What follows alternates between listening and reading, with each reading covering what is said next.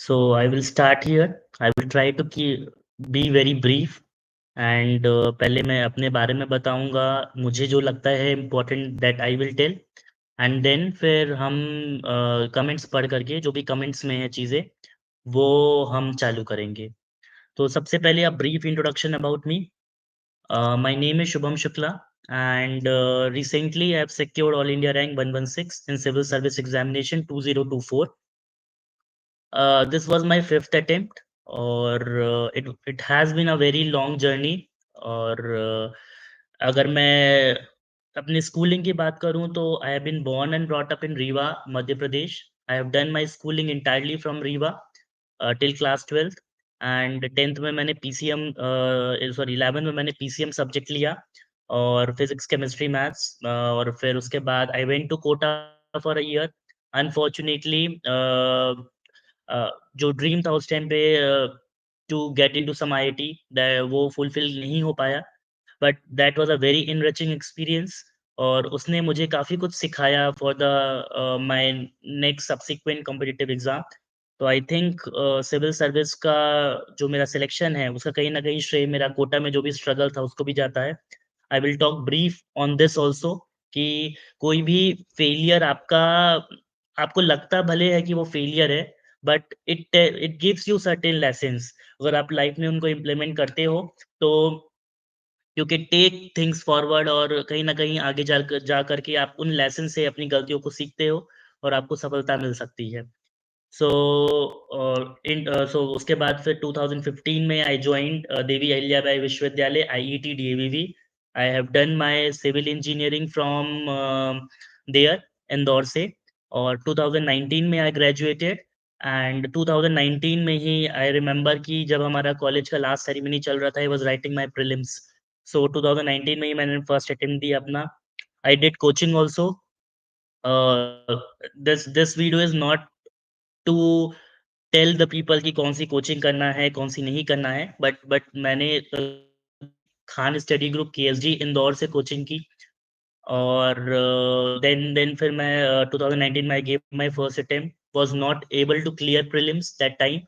Second attempt में I cleared mains and reached till interview. अगर मैं अपने मार्क्स की बात करूँ सेकंड अटेम्प्ट में, तो I got 772 in mains and 138 marks in interview, तो टोटल मेरा 910 बना। और उस टाइम पे जनरल कैटेगरी का cut off was 936। So I मतलब मेरा कुछ 20 25 30 नंबर से रुक गया था उस बार। और उसके बाद फिर मैंने 2021 में एक तीसरा अटेम्प्ट दिया। अनफॉर्चुनेटली उस बार मेरा प्रीलिम्स रुक गया।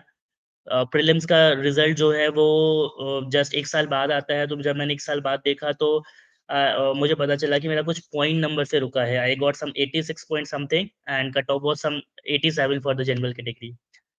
That was very devastating moment for me. Then 2022 में मैंने वापस से अटेम्प्ट दिया। Again cleared pre, again cleared mains, again reached till interview, and this time I missed by 9 marks. ये मुझे अभी भी लगता है 2022 was my golden attempt. I gave my heart out to this preparation. और इसके बावजूद मुझे इशू हुआ थोड़ा, और 9 नंबर से मेरा रुका। I missed reserve list by 1 marks also. उस ईयर पे रिजर्व लिस्ट 952 पे क्लोज हुई थी। I got 951। 23 was a very devastating year for me, in the sense कि 22 के रिजल्ट के सिर्फ़ 3 दिन बाद ही हमारा नेक्स्ट प्रीलिम्स था। अब काफ़ी डाउट में था कि मुझे देना है, नहीं देना है। और क्योंकि ये हो रहा था कि 2022 में I was expecting some rank. जब मैं अपने दोस्तों से भी बात करता था, तो मैं बोलता था कि रैंक तो आ जाएगी। आई फ़ील एक डिज़ायर्ड सर्विस मिल जाए, सो दैट वापस से एग्ज़ाम की साइकिल से आप बाहर आ जाओ। तो जब मैंने लिस्ट चेक किया उस साल पे, जब रिज़ल्ट आया, देन आई सर्च्ड, तो आई न्यू, मतलब जब मैंने देखा तो जब मेरा नाम नहीं था वहाँ पे, इट वाज़ वेरी डिवास्टेटिंग, और काफ़ी ज़्यादा दिक्कत हुई है मुझे, हुई थी उस टाइम पे। और फिर एक बहुत बड़ा फ़ैसला मैंने लिया। आई वाज़ नेवर इमेजिनिंग कि ऐसा कोई फ़ैसला लूँगा जब जब मेरे पास कोई भी सर्विस नहीं होगी, कुछ भी नहीं होगा, मैं अनएम्प्लॉयड रहूँगा, और मेरा एग्ज़ाम भी क्लियर नहीं रहेगा, and then I will take मैं ऐसा फैसला जहाँ पे मैं प्री नहीं दे रहा हूँगा नेक्स्ट ईयर का। सो मैं I talk to lot of mentors और लोगों ने मुझे सजेस्ट किया कि if you are not feeling very confident you should not give. Uh, और मुझे अभी भी याद है वो एग्ज़ाम की एक रात पहले I was with my friend, तो उसके घर पे था बिकॉज़ वो बहुत ही काफ़ी टफ टाइम था वो मेरे लिए। और सुबह-सुबह मैं दौड़ करके घर आया वापस and I hugged my mother and I was crying कि why God has done done this to me and despite giving heart out to this exam ये मेरा हो क्यों नहीं रहा है।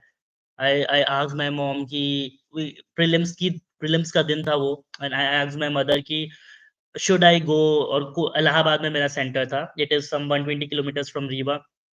सो आई आस्क्ड माय मदर कि मम्मी मुझे क्या एग्ज़ाम लिखना चाहिए? बिकॉज़ क्या होता है कि if you are not writing prelim then you have to wait for another 1 year क्योंकि ये पूरा 1 साल का साइकिल होता है। आप 1 साल करोगे क्या? इट बिकम्स वेरी टफ उस टाइम पे और जब आपके पास कुछ भी नहीं है। तो I talked to my mother said कि यार मैं क्या बोलूँ? तुझे जो समझ में आ रहा है, तुझे जो लग रहा है तू कर। तो फिर I decided not to give the exam और it was a very tough decision और मैंने एग्ज़ाम नहीं दिया और उसके बाद फिर देन स्टार्टेड अलाइनिंग और फिर in August I got a call from Sports Authority of India. I gave that interview. उसमें भी I was talking to my mother कि I do not have any sporting background as such. Again if I will give the interview again I will see कि मुझे failure मिला हुआ है तो it will be again very heart breaking. लगातार आप failures देख रहे हो तो it will become big issue mentally और इमोशनली और हर तरीके से। बट लोगों ने बोला कि you should give the interview. मैंने इंटरव्यू दिया। उसमें भी जब इनिशियल लिस्ट आई तो my name was not there. उसके बाद रिजर्व लिस्ट आई यूपीएससी की, my name was not there. Then फिर जनवरी फ़ेब में स्टार्ट्स जो हम बोलते भी हैं कहीं न कहीं किस्मत बहुत मैटर करती है और जब आपके सितारे चमकेंगे तभी आपका चीज़ें अच्छी होंगी। तो कहीं न कहीं वो फ़ेब 2024 से थोड़ा-सा सितारे मेरे चमकना चालू हुए। I got appointment letter from Sports Authority of India. I was in the reserve list, waiting list और वो वेटिंग लिस्ट मेरा क्लियर हुआ। So quickly I joined as assistant director Sports Authority of India. So in this attempt I was working actually. So I was assistant director here. So ये attempt ऐसा था जहाँ पे I was working also and I was giving attempt. Work करने के बाद attempt के अपने अलग इश्यूज़ होते हैं। So that you also have to manage. And luckily again I gave prelims, cleared mains, cleared interview and उसके बाद फिर फॉर्च्यूनेटली जब रिज़ल्ट आया तो I saw my name and it was very relieving moment for me कि अच्छा जितना आपने टाइम दिया है, चीज़ें की हैं, उसके बाद you are able to crack this exam. So you feel very gratitude, you feel a bit happy, you feel relaxed कि ठीक है अब एक नई जर्नी, नया अध्याय चालू करना है। So this was something related to my journey.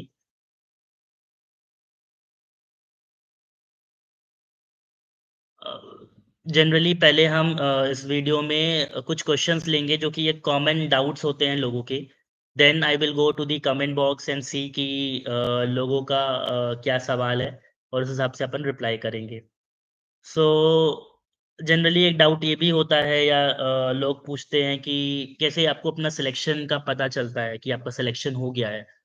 तो कहीं न कहीं टेलीग्राम्स में जनरली अब सब लोग कहीं न कहीं टेलीग्राम ग्रुप में रहते हैं। तो वो पता चल जाता है रिज़ल्ट आने वाला है, आज आएगा, कल आएगा, फिर वो एकदम से माहौल क्रिएट होता है और किसी तरह पता चला हमें भी कि रिज़ल्ट आ रहा है एंड देन वो उस दिन मैं आई वाज़ इन साय ओनली हमारी मीटिंग चल रही थी और लगातार मैं टेलीग्राम को स्क्रॉल कर रहा था कि क्या पता कब आ जाए। लोग बोल रहे थे 11 बजे आ जाएगा, 12 बजे आ जाएगा, लंच के बाद आएगा। तो फिर मैं quickly I came to my room, I live in JLN only. So I came to my room and बहुत स्ट्रेस्ड आउट लग रहा था।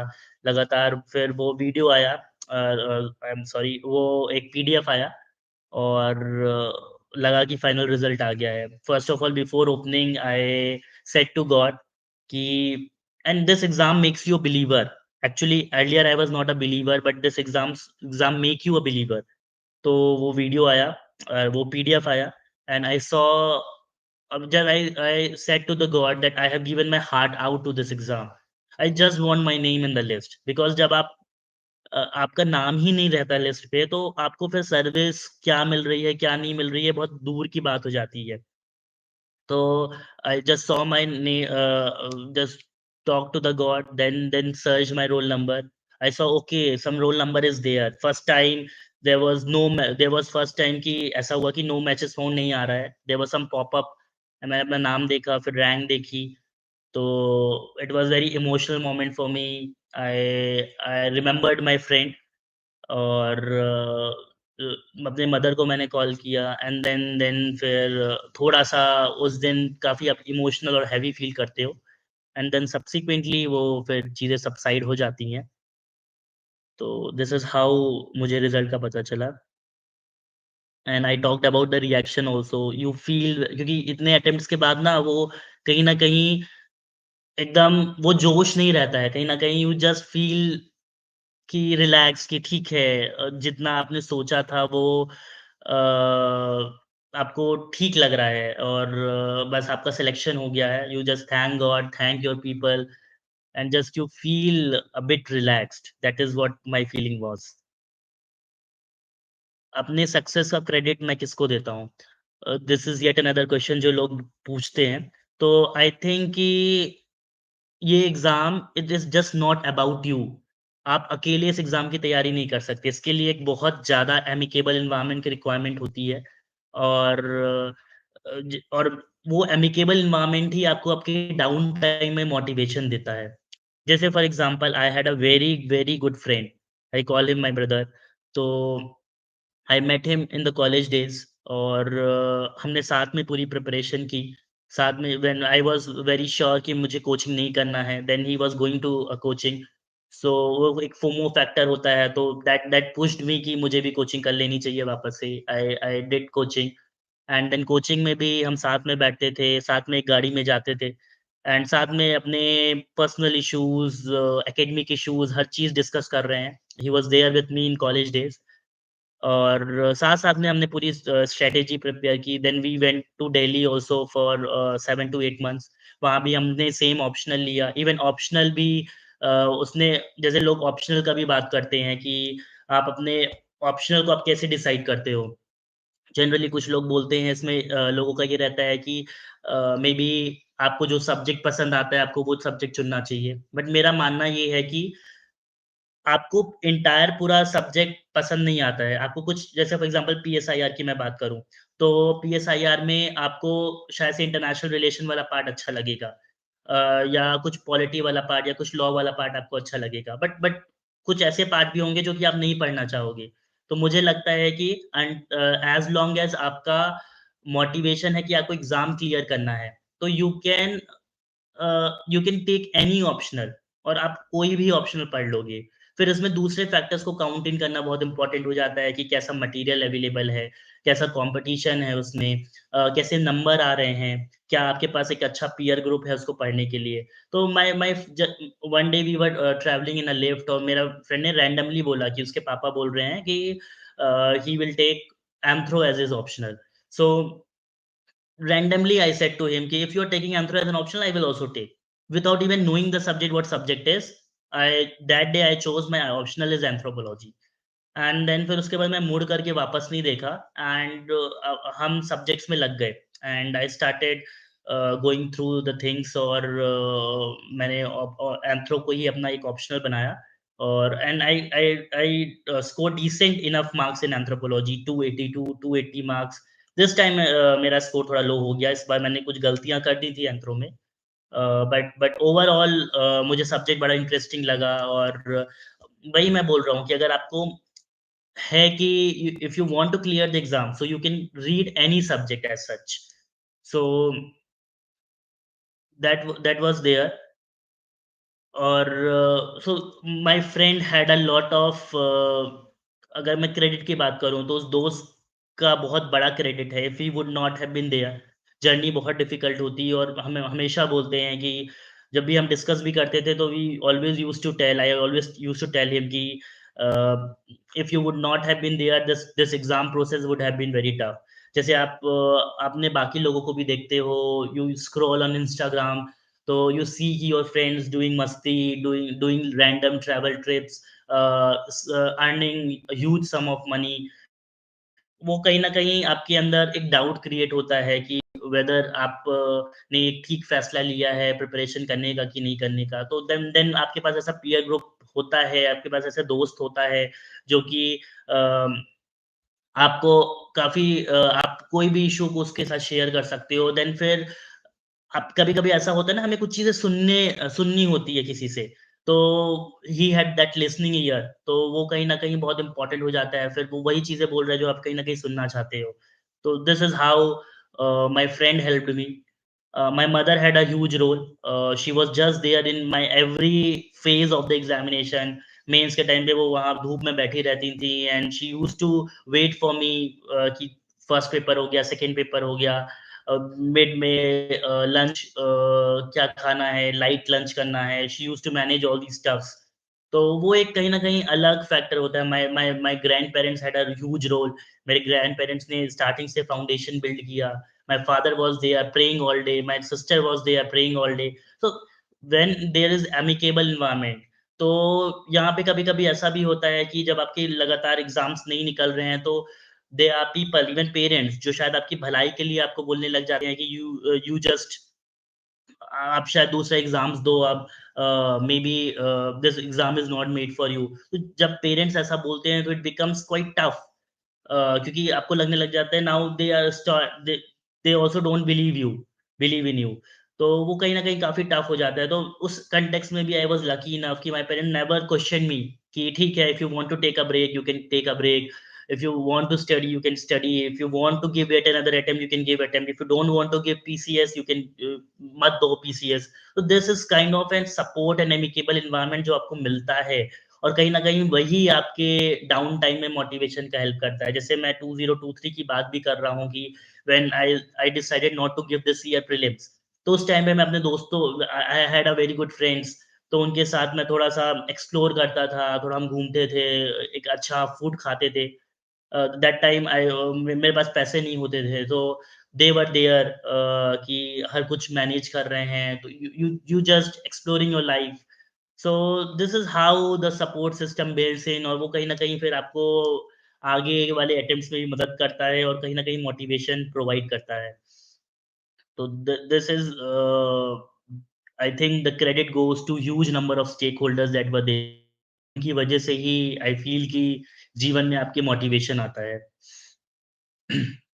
Now talking about the strategy part, prelims की स्ट्रैटेजी फर्स्ट ऑफ ऑल, कि prelims में क्या करना रहता है और कैसे करना रहता है।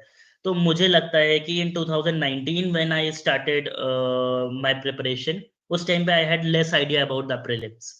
सो प्रीलिम्स में फर्स्ट ऑफ ऑल तो 3 लेयर्स में आपको काम करना रहता है। First of all there are basic books, ठीक है ना? जो बुक लिस्ट सभी टॉपर्स रेफर करते हैं, मैंने भी वही बुक लिस्ट रेफर की। I will tell you in short.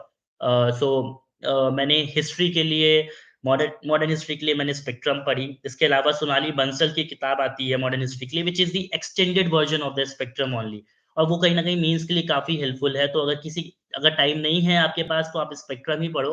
अगर थोड़ा टाइम है तो you can go through that Sonali Bansal की किताब। इसके अलावा कल्चर के लिए मैंने नितिन सिंघानिया की किताब पढ़ी, सारे ही चैप्टर्स पढ़ लिए उसके। इसके अलावा मैंने एंशिएंट मेडिएवल के लिए मैंने केएसडी से कोचिंग कर रखी थी, तो वहाँ के मैंने क्लास नोट्स पढ़े। और इसके अलावा मैंने एक पूनम दलाल करके बुक आती है, एंशिएंट और मेडिएवल का पूरा मिक्स पार्ट रहता है उसमें। तो वो भी किताब मैंने 1-2 बार पढ़ाई की। अपने इस वाले अटेम्प्ट में ही मैंने वो पढ़ाई की। It is a very good book. So अगर आपके पास टाइम है तो आप उसको गो थ्रू कर सकते हो। तो ये हिस्ट्री के लिए हो गया। ज्योग्राफी के लिए मैंने एनसीईआरटी की और पीएमएफआईएस की किताब की। इसके अलावा मैंने क्लास नोट्स किए अपने। इसके अलावा अगर मैं पॉलिटी की बात करूँ तो लक्ष्मीकांत को एंटायरली हर तरीके से आपको पढ़ना रहता है।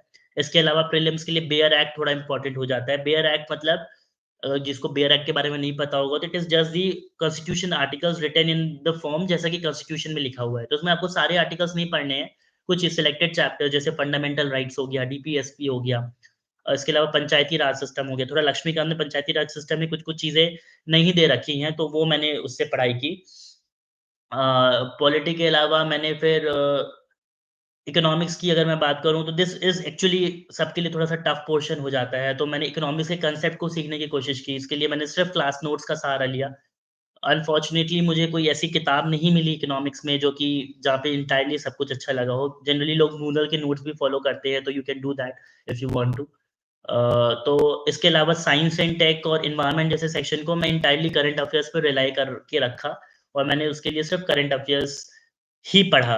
आई डोंट थिंक इसके अलावा मतलब मैंने इनिशियल अटेम्प्ट में शंकर आईएएस की बुक आती है, वो ग्रीन कलर की एनवायरनमेंट के लिए I read a bit on this, लेकिन आई डोंट थिंक इतना उसका रेलेवेंस है। अगर आप करंट अफेयर्स पढ़ रहे हो तो उससे काम चल जाता है। और इसके अलावा करंट अफेयर्स के लिए मैंने विज़न का करंट अफेयर्स फ़ॉलो किया रिलिजियसली। करंट अफेयर्स में भी लोगों को काफ़ी डाउट होता है, लोगों को ये लगता है कि बिकॉज़ इनिशियल अटेम्प्ट मुझे भी ये दिक्कत होती थी कि ये अच्छा ये केएसडी का करंट अफेयर्स है, ये भी दूसरे कोचिंग का करंट अफेयर्स है, दूसरे कोचिंग का करंट अफेयर्स है, तो देन यू स्टार्ट कंपेयरिंग। कोई दोस्त आपका वो करंट अफेयर्स पढ़ रहा है, आपसे वो एक सवाल पूछ लिया, then it becomes very tough कि वो कुछ उसमें कुछ और चीज़ मेंशन हुई है, फिर आपको लगता है कि अरे ये आपके करंट अफेयर्स में नहीं है, तो फिर आपको लगता है अच्छा ये भी पढ़ लूँ, वो भी पढ़ लूँ। तो बहुत सा आपको अपनी चीज़ों को बहुत छोटा रखना है, बहुत कम चीज़ें आपको पढ़नी है, बहुत बल्क पे नहीं पढ़ना है आपको। और आपको अपने कहीं न कहीं अपने सोर्सेज़ पे ट्रस्ट करना होगा। This is actually very, very, very important. हमेशा जो दिल्ली में रहते हैं, जो अब आजकल तो मटेरियल हर जगह एक्सेसिबल है। आपको मटेरियल बहुत सारा मिलेगा। तो आपको जो आप पढ़ रहे हो, वो आपको उस मटेरियल पे ट्रस्ट करना पड़ेगा और आपको एन नंबर ऑफ मटेरियल के पीछे नहीं भागना है। क्योंकि हर मटेरियल पे कुछ ना कुछ अलग लिखा ही होगा। But we all are human और हम एक लिमिटेड चीज़ें ही पढ़ सकते हैं। तो बेटर कोशिश ये होनी चाहिए हमारी कि हम एक चीज़ को 10 बार पढ़ें, बजाए कि हम 10 चीज़ों को एक बार पढ़ लें। तो उससे every topper used to suggest this और वो कहीं न कहीं वो एक मेरे अंदर भी वो टेम्पटेशन था कि अरे ये भी पढ़ लेता हूँ, ये भी पढ़ लेता हूँ। आई ट्राइड आल्सो, लेकिन वो फिर आप वो एग्ज़ाम में डिलीवर नहीं कर पाते हो क्योंकि आपको वो चीज़ें याद ही नहीं आती हैं। तो इट इज़ वेरी इम्पोर्टेंट कि आप उन चीज़ों को मटेरियल को आप अपना कितना कंसाइज़ रखोगे, वो काफ़ी इम्पोर्टेंट रोल प्ले करता है। तो करंट अफ़ेयर्स के लिए आई थिंक आपको एक मटेरियल को ट्रस्ट करना चाहिए, उसी मटेरियल पे आपको रिलाई करना चाहिए और वही पढ़ना चाहिए। इसके अलावा प्रीलिम्स के लिए PYQs are very, very, very important. PYQs में भी एक तो आप पी-वाई-क्यूज़ कर लो जो भी आए हुए हैं। दूसरी चीज़ होती है कि पी-वाई-क्यूज़ में कुछ ऑप्शंस आते हैं, स्पेशली ये हिस्ट्री वाले पार्ट पे काफ़ी फिट बैठता है कि फॉर एग्ज़ाम्पल बुद्धिज़्म में वो 4 स्कूल ऑफ थॉट दे दिए, इसमें से एक ऑप्शन होगा, बी-सी-डी ऑप्शन नहीं होंगे। हो सकता है अगली बार बी-सी-डी को क्वेश्चन बना करके दे दे। तो आपको पी-वाई-क्यूज़ ऐसे करने हैं जहाँ पे आप एक्चुअल में जो आए हैं वो तो कर ही रहे हो। उसके अलावा आप ऑप्शंस को भी थोड़ा एनालाइज़ कर रहे हो और ऑप्शंस को भी पढ़ रहे हो। इसके लिए आप चैट जीपीटी का काफ़ी अच्छा यूज़ कर सकते हो। Chat GPT will help you in that कि आप ऑप्शंस में आपको फॉर एग्जांपल कोई भी बुद्धिज्म का स्कूल आया तो आप थोड़ा-सा उसका एक नोट बना लो और अपने नोट्स में ऐड कर लो। तो this is with respect to prelims. Prelims के लिए ये हो गया नोट मेकिंग और आपका किस प्रकार से चीज़ें आपको करनी है in terms of the content. अब आता है प्रीलिम्स के लिए मुझे जो लगता है सबसे इम्पोर्टेंट ये है कि you have to give as many mock test as possible. Generally mock test में ये होता है कि अ, आपको ये लगता है कि ओके यू हैव नॉट आपने पढ़ाई नहीं की है या क्वेश्चन बहुत टफ आए हुए हैं। तो मैं सही बताऊँ तो जब फर्स्ट अटेम्प्ट में what went wrong for me was that कि मैं एक ही कोचिंग के मॉक टेस्ट लगाता रह गया। मैंने 20-25 मॉक टेस्ट दिए और वही कोचिंग के आप करंट अफेयर्स पढ़ रहे हो, वही कोचिंग के मॉक टेस्ट लगा रहे हो तो आपके नंबर भी काफ़ी ज़्यादा आते हैं। तो एक फ़ॉल्स सेंस ऑफ इल्यूज़न हो जाता है कि शायद से आपकी प्रिपरेशन बहुत अच्छी है। तो आपको ना बहुत सारे मॉक टेस्ट को सॉल्व करना चाहिए, डिफरेंट कोचिंग के मॉक टेस्ट को सॉल्व करना चाहिए एंड देन फिर आपको एनालाइज़ करना चाहिए। और 50, 60, 70 मॉक टेस्ट मैंने अपने सेकंड अटेम्प्ट में दिए थे। Because that was a Covid year तो हमारा प्रीलिम्स जो है शिफ्ट हो गया था तो I got lot of time. तो मैंने लगभग 70-80 मॉक टेस्ट दिए थे उस बार और मॉक टेस्ट में भी आपको कभी भी ये प्रेशर नहीं लेना है कि आपके 60 नंबर आ रहे हैं, आपके 70 नंबर आ रहे हैं। ट्रस्ट मी इससे कोई फ़र्क नहीं पड़ता बिकॉज़ अगर मैं 2024 की बात करूँ तो जब मैं मॉक टेस्ट दे रहा था इन 2024 दिस अटेम्प्ट जब मेरे को इतना टाइम हो गया, तो आई वाज़ गेटिंग 60, 67, 68 कभी 100 नंबर भी आ रहे थे लेकिन मेरा एवरेज यही 70-80 नंबर चल रहा था। लेकिन this does not make any sense. आपको मॉक टेस्ट को पर्पस ये है कि आपको तरीका सीखना है कि किस प्रकार से अगर आपको क्वेश्चन नहीं भी आता है, still you are able to get to an answer.